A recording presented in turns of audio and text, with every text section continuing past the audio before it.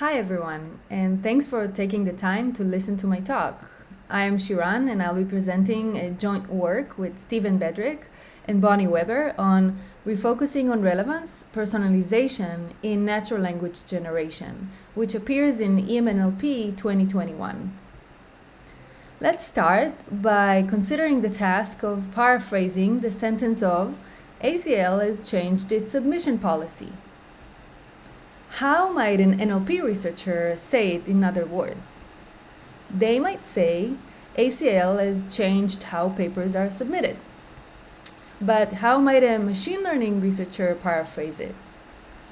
A top-tier computational language organization has changed its submission policy. So both sentences are semantically saying the same thing, but they highlight different perspectives they might care for. Why is this important though? Let's see another example. Here is an Alexa owner. She's asking Alexa to order her cigars and some whiskey. And Alexa is following her instructions. But what if her grandchild, who is visiting her, imitates her request? What do we expect Alexa to do? Luckily, this time, Alexa is sensitive to the user. It knows to generate a relevant response based on different users. Notice that while the requests made by these two individuals are identical, they do vary in who is saying it, Alexa owner or non-owner, and they also differ by age as well. An adaptive system can adjust its response based on differences beyond the made requests of the source or the source text.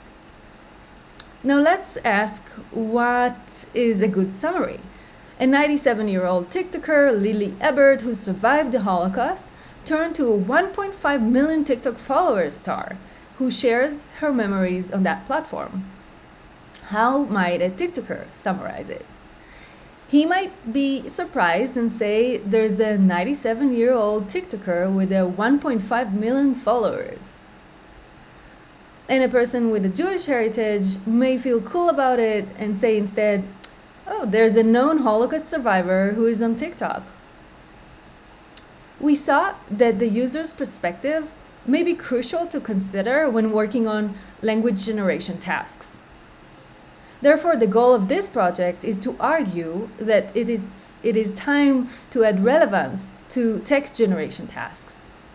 Explicitly, the contributions of this work are on discuss why it's time to work on personalization in NLG, describing its potential harms, discuss high-level but also concrete approaches and examples from other fields on how we can start working on it right now.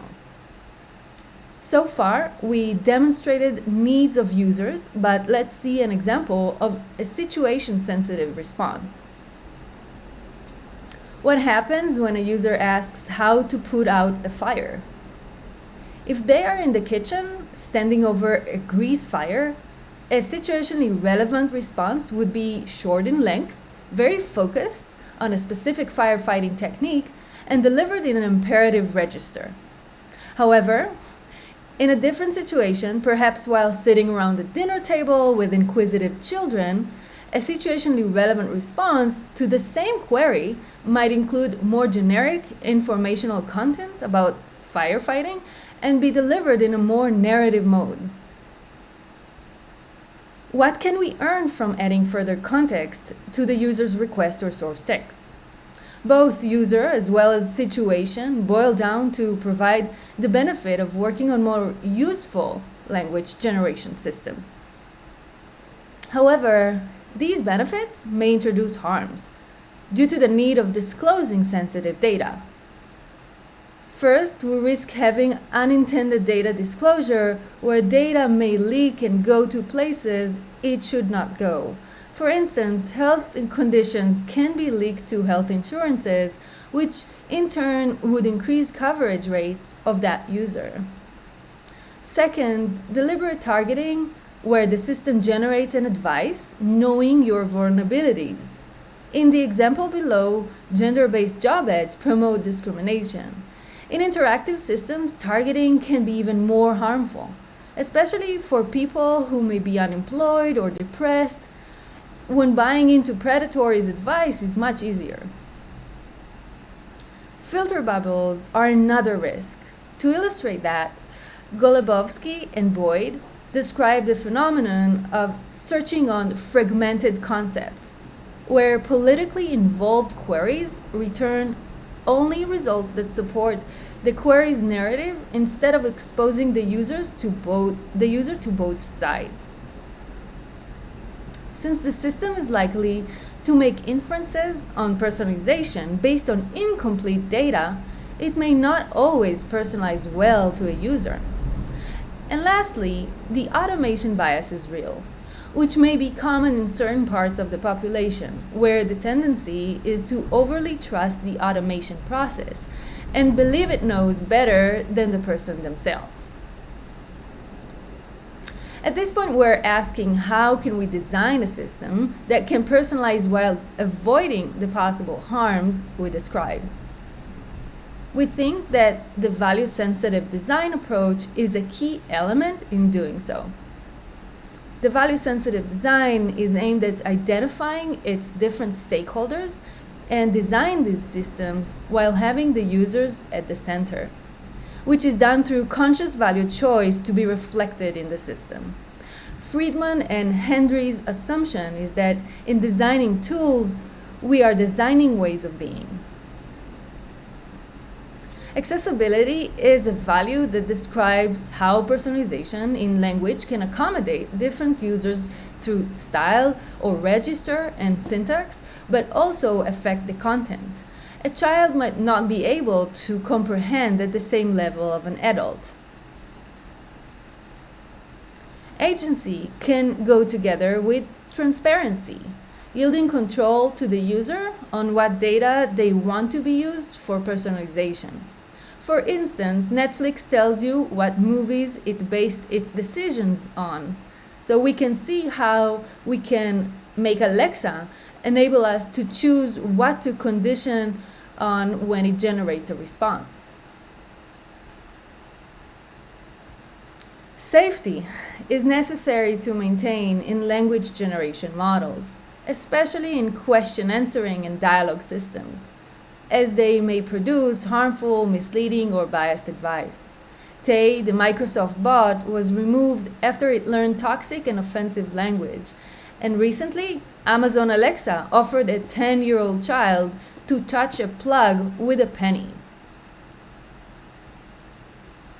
Trust. How much can I trust it that it knows what it says? How much can I trust it to consider its advice and take action in the world based on it? A different dimension to trust can be illustrated by the Google Duplex Assistant experiment that imitated very well humans, including their disfluencies, and pretended to be a human, which can damage trust. We'll discuss more values as we go. Now we turn to concrete approaches for personalization. Due to the stochastic nature of deep learning models and their prevalence, controlling the generated text is essential for personalization. Khalifa et al. Proposed to generate controlled text through language models. For instance, condition all predictions to relate to sports and 50% of them to reflect female characters.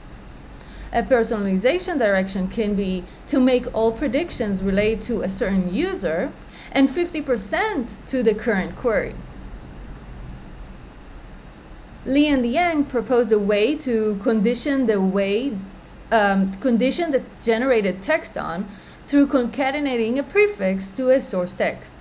This prefix can be a user.